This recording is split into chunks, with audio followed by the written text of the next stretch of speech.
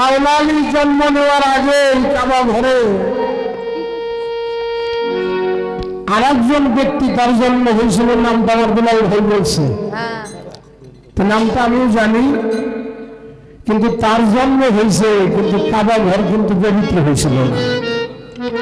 কাবা ঘরে হইতো কাবা ঘরে ছিল মূর্তি, কাবা ঘরে হইতো মূর্তি পূজা, তাই হতো না। মাওলা আলী শেখ জন্ম নিল কাবা ঘরে, কাবা ওই দিন থেকে পবিত্র হয়ে গেল, মুসলমানের জন্য হয়ে গেল কাবা। তারা যখন নামাজ পড়া হয় নাই, আমাকে কাবাইকে নামাজ পড়ে নাই, কাবা ঘরে মূর্তি ছিল, ওই কাবা ঘরে মাওলা আলীর জন্ম হইল। আবার রাসূল মাওলা আলীকে সাথে করে নিয়ে যে ওই কাবা ঘরের মূর্তি ভাঙার আদেশ দিল। এই ইসলামের মধ্যে যিনি ইসলামটাকে প্রকাশ করলেন, কার মাধ্যম দিয়ে? আমার দয়াল নবীর মাধ্যম দিয়ে মাওলা আলীর দ্বারা প্রকাশ হলো এই বেলায়েত। অর্থাৎ নবুয়তের খতম হইল, বেলায়েতি সৃষ্টি শুরু হইল। দয়াল নবী মাওলা আলীকে কয়, আলী একটু আইসো বিদাইছি। যাইতে যাইতে দুজনে কাবা ঘরে গেছে, অনেক মূর্তি কাবা ঘরের মধ্যে, দুজনে ভাঙ্গার লাগলো, ভাঙ্গার পরে একটা মূর্তি দয়াল নবী বোঝাইলো যে আমি এটা নাগর পাইতেছি না, উনি লাভ দেয়। নাগর বানা মাওলা আলী কয়, হুজুর আমি আপনার কাঁধে নেই, আপনি মূর্তিটা ভাঙেন। মাওলা আলী কাঁধে পাও দেবে দেবে অবস্থায় জিব্রাইল চলে আসলো, হুজুর আপনি আলীর কাঁধে যদি পা রাখেন এই পর্যন্ত ইসলাম ধর্ম সমাপ্ত হবে। কি করলেন? আলীর আপনার কাঁধে নেন, হযরত আলীকে দয়াল নবী কাঁধে নিল, মাওলা আলী মূর্তি ভাঙলো, ভাঙার পরে আলীকে জিজ্ঞাসা করলো, আলী তোমার হাতটা কোন পর্যন্ত পৌঁছাইছিল?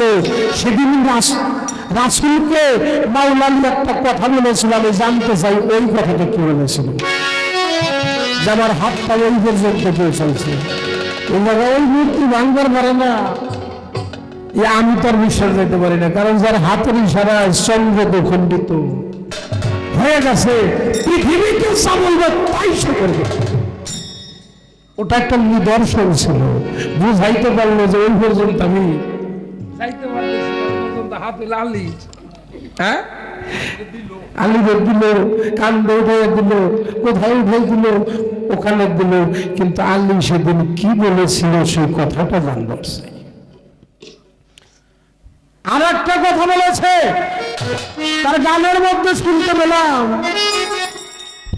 হীরা পর্বতের গুহায় আমার দয়াল নবীর সাধনা করেছে। হীরা শব্দের অর্থ ধারালো, পর্বতের গুহা অর্থাৎ ধারালো একটা গুহার মধ্যে সে সাধনা করলো।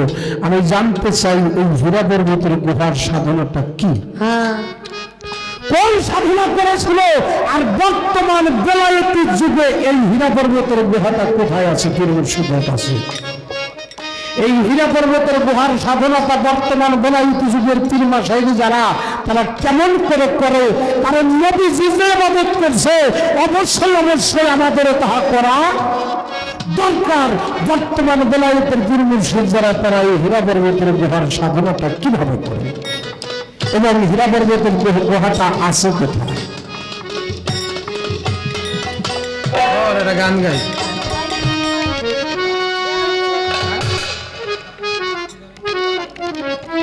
আমাদের, হ্যাঁ ওই যেটা করছে নবীর একজন ভক্ত বললো, আমি এতদিন আপনার সাথে রইলাম, ওটা তো আমার ভাববেন সময় দিন, আমি জবাব দেবো কি? হ্যাঁ সত্যি দেবো, তাহলে জবাব দিই। আমি একটা গান গিয়ে নিই, সেই ভেট্টায় আকাশ বিলে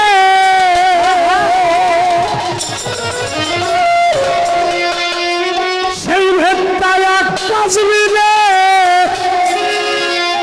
এই জগতে কেউ জানে না, মাহরে লোকিয়া আমি করবে বর্ণনা ভাই রে ভাই মহরে নদিয়া আমি করবে বর্ণনা ওরে ওই ভেটটা আকাশ মিলে ওই ভেটটা আকাশ দিলে সেই ভেটটা আকাশ মিলে এই জগতে কেউ জানে না মহরে নদিয়া আমি করবে বর্ণনা ভাই রে ভাই মহরে নদিয়া আমি করবে বর্ণনা ভেটটা আকাশ দিলে সেই ভেটটা আকাশ দিলে এই জগতে কেউ জানে না মহরে নদিয়া আমি করবে বর্ণনা হায় হায় মহরে নদিয়া আমি করবে বর্ণনা নদীর পৃষ্ঠে নহর ছিল বাবারে নহরে নদীয়া যারে বলে নদীর পৃষ্ঠে নহর ছিল বাবারে নহরে নদীয়া যারে বলে সে নদী রাত্রি ছিল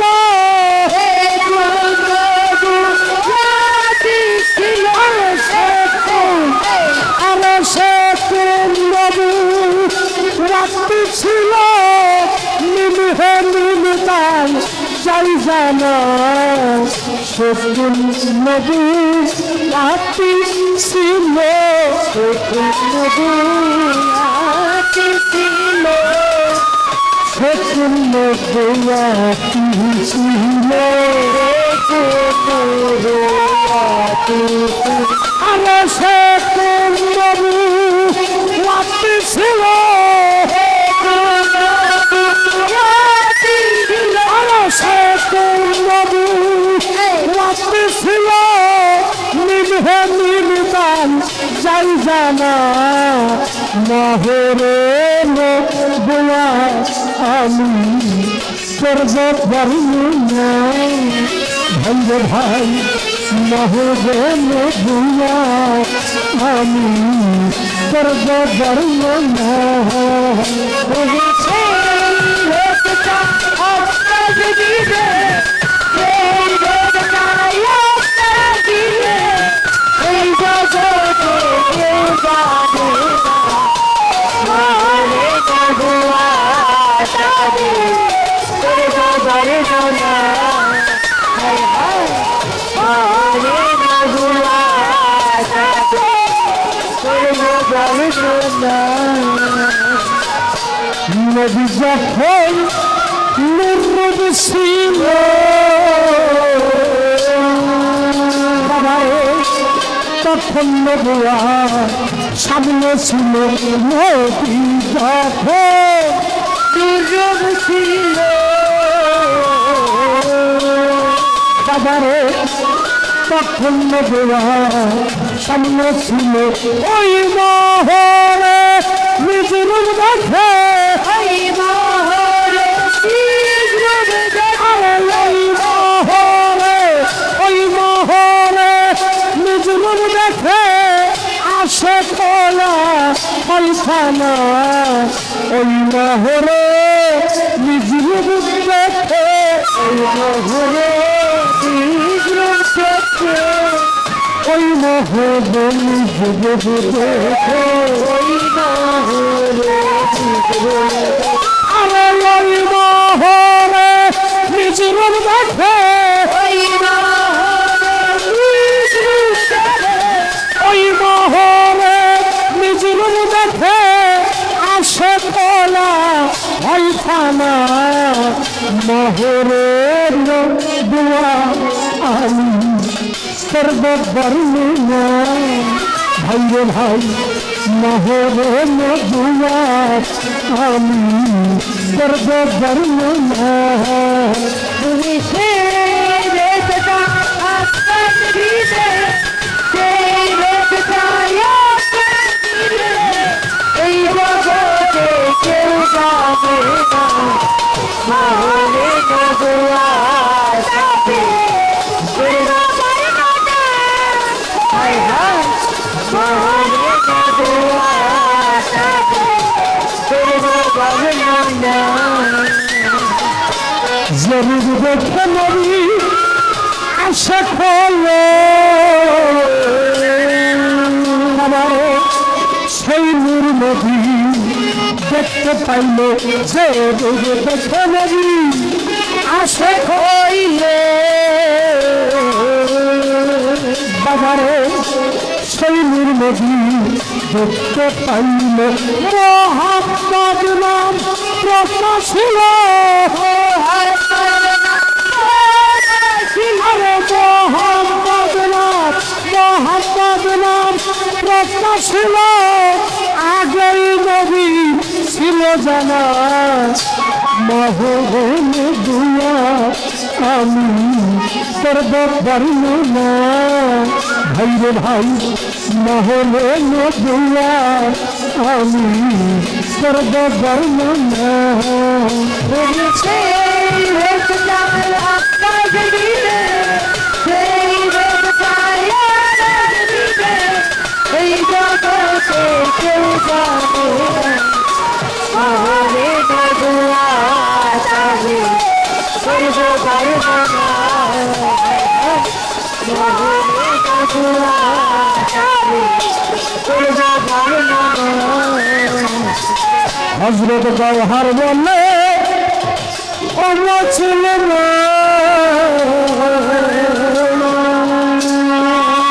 বাবারে আজ জানো নদীর সন্ধান গওহর বলে ও চলে বাবারে আজ জানো নদীর সন্ধান মহরে পোয়াচ্ছে খালে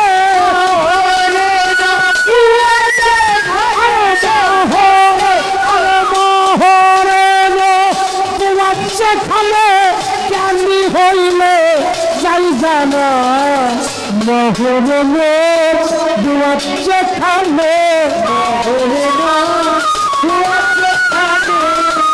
মহরে পোয়াচ্ছে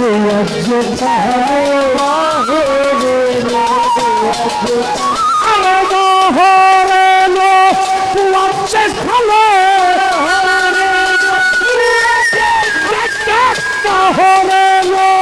পোয়াচ্ছে খালে জ্ঞানী হইলে যাই জানা মহরে দোয়া আমি করব বর্ণনা ভাই রে ভাই মহরে দোয়া আমি করব বর্ণনা তুমি সেই রেখা আসমান দিলে সেই রেখা আসমান দিলে এই জগতে কেউ যাবে না মহলে নদুয়া যাবে করব বর্ণনা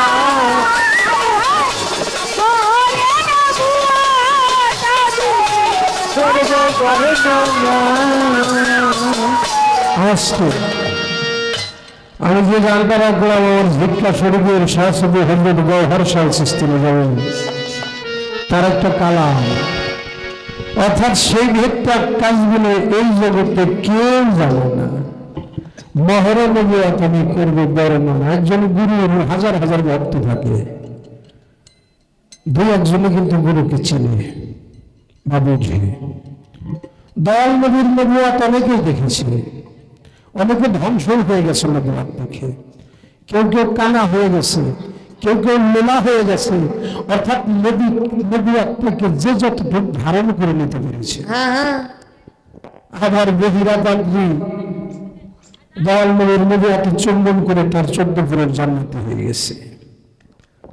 আকাশ আমার রাসূলের বিদায়ের সময়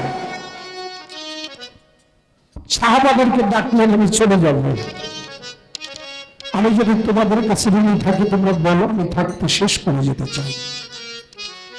কেউ কোনো কথা বলে না। আক্কাস নামে একজন সাহাবা বলে, হুজুর আপনি আমার কাছে ঋণী আছেন।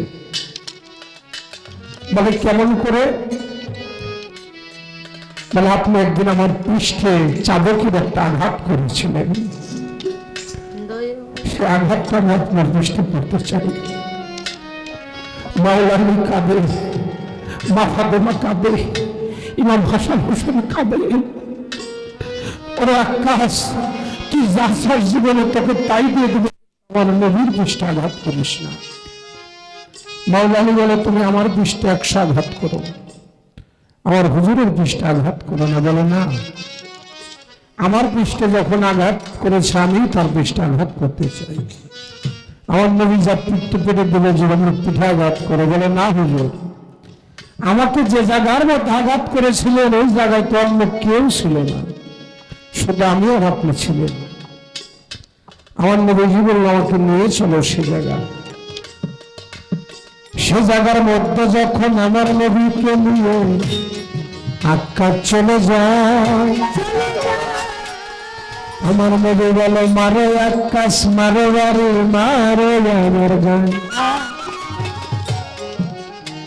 আকাশ বলে গো হুজুর আমি আপনার এটাই কইলাম, যখন আমার পৃষ্ঠে মারছিলেন বাড়ি আমার গায়ে ছিল না জামা কাপড়, আমি বলি আপনার বলি। আমার নবী বলে ওরে আকাশ আমার জামা দিলাম তোরে খুলিয়া, আমার গায়ে আঘাত মারো তুমি পরম হরিয়া।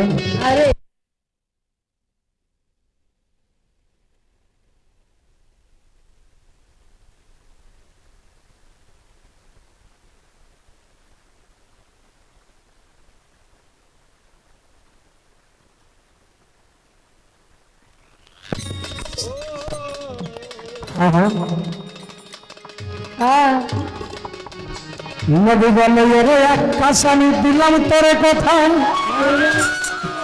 আমার গায়ের জামা দিলাম খুলে আঘাত তুমি করে পরানো ভরিয়া। আকাশ বেটাই কি করিল, আকাশ বেটাই কি করিল, নবীজির পৃষ্ঠে গেল আকাশ বেটা কি করিল, নবীর পৃষ্ঠে দেখে গেল আকাশ বেটা কি করিল। আকাশ নবীর পৃষ্ঠে যাওয়া বাবা কেমন বাড়ি মারে, হাতের চামচ ফেলে দিয়ে চোখের পানি সারে, কেমন করে মারবো বাড়ি রে সরফিক ভাই রে আমার নবীর গান। মুখে বলছি তাই তো আমার কলিজা পড়ে যায়, কেমন করে বাড়ি বাড়ি রে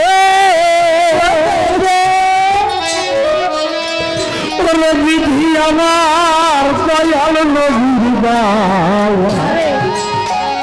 মুখে মুখে বলছি কথা তাই তো আমার পরাণ হইয়া যায়। আকাশ তখন কি করিল, তখন কি করিল, ভক্তি ভরে নবুয়াকে চুম্বন করল। আকাশ তখন কি করিল, ভরে নবুয়াকে চুম্বন করল। আকাশ তখন কি করিল, ভক্তি ভরে ওই নবুয়াতের মধ্যে আকাশ মাখায়। আমার নবী বলে ধন্য ধন্য আকাশ তুমি ধন্য, তোমার 14 জোরের জান্নাতি হয়ে যায়। এমন একটা কর্ম করলে আকাশ তুমি জগতের ভিতরে, আমি বিদায় নেবার সময় তুমি এই কর্ম বিনাশী। তাই তো আকাশ সাহাবাদের মধ্যে অমর হয়ে যায়। আজকের তরিকতের মাহফিলে গেলে আকাশের কথা আলাপ হয়ে যায়। এবার নবুয়াতের মাঝে যা দিল কেমন করে ওরে গুণের ভাই, আমার মাওলা আলী একদিন যায় আমার নবীর কাছে কয়, হুজুর গো ও হুজুর, মক্কা ছেড়ে আসলাম আমরা মদিনার ঘরে, এই মদিনা থেকে যাব আমি আবার ওই মক্কা নগরে, আপনার কিছু মাঝে যাই আমাকে দিয়ে যান, দিয়ে যান, আমি এই মাঝে যাই ওই মক্কায় গিয়ে তাদের করবো দান। আমার নবী বলে তুমি তাদের কালেমার দাওয়া দিবাগে যে দিয়া, কিছু দূর আমার মাওলাই আলী গেলে হাতিয়া হাতিয়া, আবার আমার মাওলাই আলী ঘুরে আসলো নবীজির কাছে, এসে বলে হুজুর বলি যে আপনার যেই কথাটাই আমায় আপনি দিলেন বলিয়া, এই নবুয়াতের মাঝে যা যদি আমি যাইয়া রাখি তাদের কাছে দিয়া, তারা তো যেরকম আপনারে খাটাইছে ওই মক্কা নগরে ঠিকা, আমাকেও তো থাকতে দিবে না এই মক্কা নগরে রসিয়া, আমাকে তারাইয়া দিবে, তারা মেরে ফেলবে আপনারে জানাই। এই মাঝে যারাই খাই আর একটা মাঝে যাই আমি চাই, নবীজিকে দিবায়া যে ভালোবাসা, পরে তুমি পরাণ কাইরা আগে দিবা ভালোবাসা, ওরে পরে দিবা পরাণ কাইরা আগে দিবা ভালোবাসা। এই বাংলাদেশটা কোন নবী হয়েছে বলো?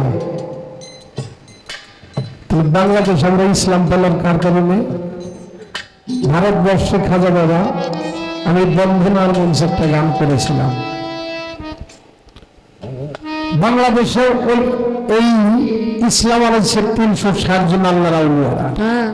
সিলেট বাবা শাহজালাল, সাধারণ শাহ মকদুম শাহ, শাহ আলী বাবা, রুস্তম শাহ বাবা, আমাদের সিরাজগঞ্জে আছে শাহ রুস্তম শাহ বাবা, এরকম শাহ মকদুম শাহ বাবা সিরাজগঞ্জে, এরকম 360 জন আল্লাহর আউলিয়ারা বাংলাদেশে আসছে। বাংলাদেশটা কি ছিল? হিন্দুস্তান না?